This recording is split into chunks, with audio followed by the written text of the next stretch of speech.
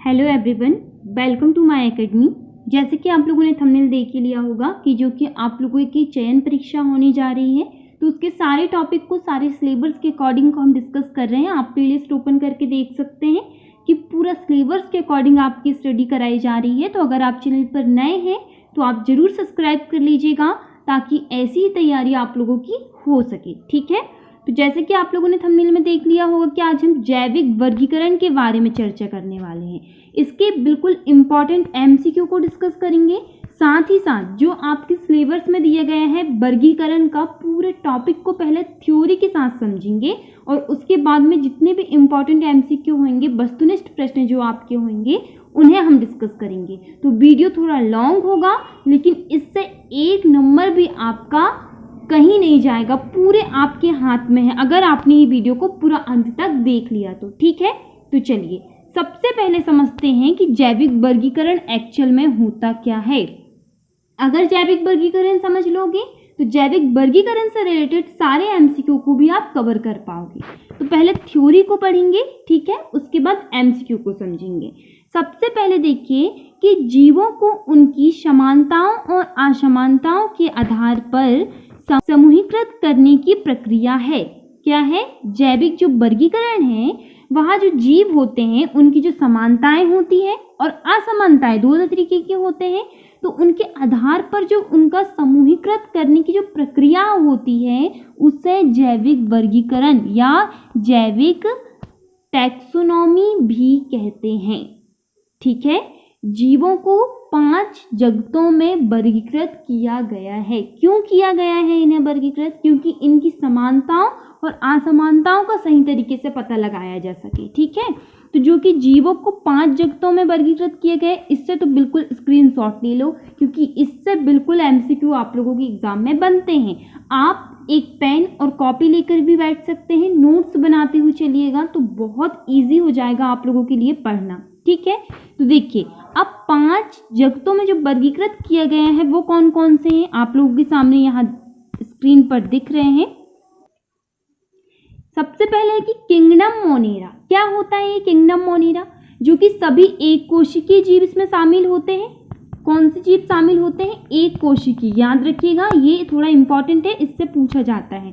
तो इसमें सभी एक कोशिकीय जीव शामिल होते हैं। ठीक है, उसके बाद में क्या है? प्रोटिस्टा जगत, किंगडम फंगस, किंगडम प्लांटे और किंगडम एनीमिया। जो कि किंगडम एनीमिया और किंगडम मोनेरा, जो कि किंगडम एनीमिया जो है वहाँ क्या होता है, जो कि जंतुओं का साम्राज्य जिसे कहा जाता है, जो बहुकोशिकीय जो यूकैरियोटिक होते हैं, परपोषी जीवों से बना होता है। यूकैरियोटिक जो मैं आपको आगे बताऊंगी, एमसीक्यू डिस्कस करेंगे तब कि ये यूकैरियोटिक होता क्या है। ठीक है, चलिए अब जैविक वर्गीकरण जो कि 3 प्रकार का होता है, ये भी याद में रख लीजिएगा, ये भी पूछ लिया जाता है, कृत्रिम, प्राकृतिक और जातिवृत्तीय। ठीक है, जो कि जैविक वर्गीकरण ने जीवों को उनकी विशेषताओं के आधार पर पहचान करना संभव बना दिया। जो कि जैविक वर्गीकरण ही एक ऐसी प्रणाली है जो जीवों को उनकी विशेषता के आधार पर पहचान किया जा सकता है। जैविक वर्गीकरण के द्वारा अलग अलग तरीके से उन्हें बांटा गया, तो हर जो जीव है उनकी विशेषता के द्वारा हम उन्हें पहचान सकते हैं। तो ये जैविक वर्गीकरण के कारण संभव हुआ है। ठीक है, चलिए सेकंड क्या है आपका? सेकंड है आपका पादप जगत वर्गीकरण। ठीक है, इस पर 3 टॉपिक दिए गए हैं आपके, जो कि आप लोगों के सिलेबस में दिए गए हैं कि जैविक वर्गीकरण में पादप जगत वर्गीकरण और जंतु जगत वर्गीकरण का पूरा अध्ययन किया गया है। ठीक है, जिसपे इसके एमसीक्यू भी मैं नीचे आपको बताऊंगी। तो देखिए पादप जगत वर्गीकरण जो कि पौधों को उनकी विशेषता के आधार पर विभिन्न समूह में विभाजित करने की प्रक्रिया है। मुख्य रूप से पौधे को 2 उपजगतों में वर्गीकृत किया गया है, जिसमें 2 उपजगतों में वर्गीकृत कौन कौन से में किया गया है, जो कि है क्रिप्टोगैम और दूसरा है फेनोरोगैम। ठीक है, इसमें दो जगतों में इसे पादप जगत वर्गीकरण का वर्गीकृत किया गया है। ठीक है, वही जंतु जगत वर्गीकरण में देखिए वीडियो को अंत तक जरूर देखिएगा। अगर आप बीच में ही वीडियो को स्किप कर दोगे ना तो आपका बहुत नुकसान होना है इसमें, क्योंकि आप बीच से ही बिल्कुल अलग अलग मतलब आपका दिमाग इतना बढ़ जाएगा कि आप समझ नहीं पाओगे कि एक्चुअल में चीज़ें क्या है। तो इन्हें पहले मैं इसलिए बता रही हूँ आपको, मैं तो डायरेक्ट आप लोगों को MCQ बताती, लेकिन इसमें आपका ये फ़ायदा है कि आपको पहले चीज़ें समझ में तो आए कि है क्या, तब आप उसके MCQ वस्तुनिष्ठ प्रश्न को हल कर पाओगे। ठीक है। जंतु जगत वर्गीकरण जिसे जीव जगत भी कहा जाता है, जंतु जगत वर्गीकरण को क्या कहा जाता है? जीव जगत भी कहा जाता है। जीवों को उनकी विशिष्टता और विकासवादी संबंधों के आधार पर विभिन्न समूह में व्यवस्थित करने की प्रक्रिया है। यह वर्गीकरण जीवों को समझने, अध्ययन करने और उनके बीच संबंध जानने में मदद करता है। जंतु जगत वर्गीकरण। ठीक है। अब देखिए, अब इसके इंपॉर्टेंट क्वेश्चंस को डिस्कस करेंगे। इसके पहले अगर आपने चैनल को अभी भी सब्सक्राइब नहीं किया है तो चैनल को जरूर सब्सक्राइब कर दीजिएगा। चलिए, अब आप लोगों को अपना टेस्ट लगाना है और कमेंट सेक्शन पर मुझे अपना अपना स्कोर बताना है, क्योंकि एग्जाम बिल्कुल पास में है। तो अगर वीडियो देख रहे हो तो अपना टेस्ट लगाओ कि कितने मार्क्स आप ये टेस्ट पर लेकर आते हो। चलिए, फर्स्ट क्वेश्चन आपके सामने दिया गया है कि निम्नलिखित में से कौन सा जीव अत्यधिक लवणीय परिस्थितियों में पाया जा सकता है? अत्यधिक लवणीय परिस्थितियों में पाया जा सकता है। आप लोगों के सामने ऑप्शंस दिए गए हैं, तो आपको अपना करेक्ट आंसर बताना है। आपका यहाँ करेक्ट आंसर हो जाएगा ऑप्शन नंबर बी, जो कि है आर्कीबैक्टीरिया। आर्कीबैक्टीरिया जो क्या होता है, थोड़ा सा समझने का प्रयास कीजिएगा कि ये है क्या। ठीक है। देखिए, जो कि आर्कीबैक्टीरिया के बारे में मैंने आपको बताया, इससे MCQs आते हैं, इसलिए थोड़ा सा समझना इसे। जो आर्कीबैक्टीरिया होता है एक प्रकार का सूक्ष्म जीव होता है। क्या होता है? आर्कीबैक्टीरिया क्या होता है बताइए? एक तरीके का सूक्ष्म जीव होता है। क्या होता है? सूक्ष्म जीव होता है जो प्रोकैरियोटिक होते हैं। क्या होते हैं? प्रोकैरियोटिक। अब प्रोकैरियोटिक मैंने बताई थी आपको कि मैं आपको आगे बताऊंगी। तो प्रोकैरियोटिक क्या होता है?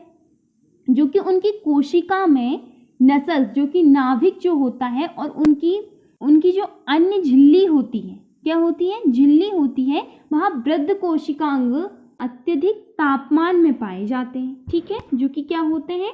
अत्यधिक तापमान में पाए जाते हैं। इसे याद रखिएगा और डायग्राम को भी समझ लीजिएगा थोड़ा सा, क्योंकि इससे क्वेश्चंस आते हैं, इसलिए मैं आपको ये बता रही हूँ। ठीक है। नेक्स्ट देख लीजिएगा। नेक्स्ट क्वेश्चन है कि लिनियस ने वर्गीकरण के किस जगत का प्रयोग किया? किस जगत का प्रयोग किया था? आप लोगों के सामने ऑप्शन दिए गए हैं। आपका यहाँ करेक्ट आंसर हो जाएगा कृत्रिम प्रणाली। कृत्रिम प्रणाली। कृत्रिम प्रणाली क्या होती है? ये तो बहुत ईजी है, आप लोग खुद बता सकते हैं। क्या होती है कृत्रिम प्रणाली? सभी लोग कमेंट्स में आंसर दीजिए, मैं देख रही हूँ। कृत्रिम प्रणाली जो कि मानव द्वारा निर्मित प्रणाली को ही कृत्रिम प्रणाली कहा जाता है। तो लिनियस के वर्गीकरण में किस जगत का प्रयोग किया? तो जो कि मानव द्वारा निर्मित कृत्रिम प्रणाली थी। ठीक है। नेक्स्ट देख लीजिएगा। नेक्स्ट दिए गए हैं कि वर्गीकरण का सबसे छोटा टैक्सॉन है। वर्गीकरण का सबसे छोटा पूछा गया है, बिल्कुल ध्यान रखिएगा, बहुत बार पूछा जाता है कि वर्गीकरण का सबसे छोटा टैक्सॉन कौन सा है। तो सबसे छोटे की बात की गई है यहाँ पर, तो सबसे छोटी होती है प्रजाति। सबसे छोटी होती है प्रजाति। वहीं अगर सबसे बड़ी पूछी जाती तो सबसे बड़ी होती है डोमेन। सबसे बड़ी होती है डोमेन। ठीक है, याद रखिएगा, ये बिल्कुल आता है जिसमें प्रजाति का ये सबसे छोटा, सबसे बड़ा, ये सारी चीजें तो आपसे बिल्कुल पूछी जाना है एग्जाम में। नेक्स्ट क्वेश्चन आप लोगों के सामने पूछा गया है कि आर्किया या नाइट्रोजन फिक्सन जीवों को निम्नलिखित में से किस जगत में वर्गीकृत किया गया है? किस जगत में वर्गीकृत किया गया है? आप लोगों के सामने ऑप्शंस हैं चारों, तो यहाँ आपका करेक्ट आंसर हो जाएगा मोनेरा। ठीक है, ऑप्शन नंबर सी आपका बिल्कुल राइट आंसर है, बिल्कुल सही उत्तर। नेक्स्ट क्वेश्चन है कि वेंथम और हुकर ने वर्गीकरण की कौन सी प्रणाली दी? कौन सी प्रणाली दी थी मुझे बता दीजिए फटाफट से। कौन सी प्रणाली दी थी? तो इसने प्राकृतिक प्रणाली दी थी। ऑप्शन नंबर डी आपका बिल्कुल राइट आंसर हो जाएगा। इसी तरीके से अपना टेस्ट लगाइए, बिल्कुल आगे बढ़िए, फटाफट से आंसर दीजिए, फटाफट से अपनी एक सीट पक्की कीजिए। नेक्स्ट क्वेश्चन है कि पंचराज व्यवस्था में वर्गीकरण का मुख्य आधार क्या है? पंचराज व्यवस्था में वर्गीकरण का मुख्य आधार क्या है? सोचिए सोचिए सोचिए सोचिए, क्या होगा इसका राइट आंसर? इसका राइट आंसर हो जाएगा पोषण का तरीका। पोषण का तरीका, ऑप्शन नंबर डी आपका बिल्कुल राइट आंसर हो जाएगा। ठीक है, नेक्स्ट, अगर चैनल पर नए हैं तो सब्सक्राइब जरूर कर दीजिएगा। बिल्कुल पूरे सब्जेक्ट के क्वेश्चंस, इंपॉर्टेंट क्वेश्चंस, एग्जाम तक प्रैक्टिस सेट, सारी सुविधा आपको इस चैनल के माध्यम से फ्री में प्रोवाइड कराई जा रही है। कवक के बारे में निम्नलिखित में से कौन सा कथन गलत है? कवक के बारे में कथन गलत कौन सा है? तो कौन सा कथन गलत है? इसमें पूर्णतः सेल्यूलोज कोशिका भित्ति होती है जबकि नहीं होती। यहाँ एक यूकैरियोट्स होते हैं, परपोसी होते हैं, तो इसका correct answer option number C हो जाएगा। ठीक है, नेक्स्ट क्वेश्चन देख लीजिएगा। नेक्स्ट क्वेश्चन पूछे गए हैं कि अफ्रीका स्लीपिंग सिकनेस के कारण होता है। बताइए करेक्ट आंसर क्या होगा इसका? तो इसका करेक्ट आंसर हो जाएगा ऑप्शन नंबर डी, जो कि टी गैम्बियंस, जो कि एक चीज याद रखिएगा, इससे एक और नाम से जाना जाता है BHC, जिसका फुल फॉर्म होता है बेंजीन हेक्साक्लोराइड। ठीक है, याद रखिएगा, जो कि एक कीटनाशक है। ठीक है, ये भी कई बार पूछ लिया जाता है, इसलिए बता रही हूँ इसके बारे में। नेक्स्ट क्वेश्चन आपके सामने पूछे गए हैं कि लिनियस ने खालिस्तान नामक नामकरण की एक प्रणाली विकसित की। तो कौन सी प्रणाली विकसित की थी लिनियस ने? आपके सामने ऑप्शंस दिए गए हैं, आपको यहाँ पर करेक्ट आंसर बताना है। तो यहाँ आपका करेक्ट आंसर हो जाएगा द्विपद, जो कि ऑप्शन नंबर डी आपका करेक्ट आंसर है। ठीक है, नेक्स्ट क्वेश्चन है, नेक्स्ट पूछा गया है कि टैक्सॉन क्या है? क्या होता है टैक्सॉन? किसे कहते हैं टैक्सॉन? जिसमें एक्सप्लेन करने का नहीं रहेगा, उसका डायरेक्ट हम आंसर देखते हुए चलेंगे। ठीक है, तो टैक्सॉन क्या होता है? तो टैक्सॉन होता है किसी भी रैंकिंग का एक समूह, किसी भी रैंकिंग का एक जो समूह होता है उसे टैक्सॉन कहा जाता है। नेक्स्ट क्वेश्चन आप लोगों के सामने पूछा गया है कि फाइलोजेनेटिक वर्गीकरण खालिस्तान पर आधारित है। बता दीजिए मुझे फटाफट से कि फाइलोजेनेटिक जो वर्गीकरण है वह किस चीज पर आधारित है? ऑप्शंस आपके सामने हैं, तो यहाँ आपका करेक्ट आंसर हो जाएगा, जो कि हो जाता है सामान्य विकासवादी वंशज। ठीक है, सामान्य विकासवादी वंशज। बिल्कुल, ये थोड़े से सरल से क्वेश्चंस है, तो इसका तो आप लोग आंसर खुद ही बता सकते हैं मुझे। नेक्स्ट क्वेश्चन पूछे गए कि प्रजातियों की स्थैतिक अवधारणा खालिस्तान द्वारा प्रस्तावित की गई थी। तो बताइए जो प्रजाति की स्थैतिक अवधारणा है वो किस चीज के द्वारा प्रस्तावित की गई थी? वो की गई थी जो कि है लिनियस। ठीक है, लिनियस के द्वारा। नेक्स्ट क्वेश्चन, जो कि ये क्वेश्चन देखिएगा, प्रोटिस्ट में निम्नलिखित में से क्या होता है? क्या होता है आपके सामने ऑप्शन से आपको ये बताना है। तो जो कि होता है कोशिका द्रव्य के भीतर झिल्ली। ठीक है, option number B correct answer.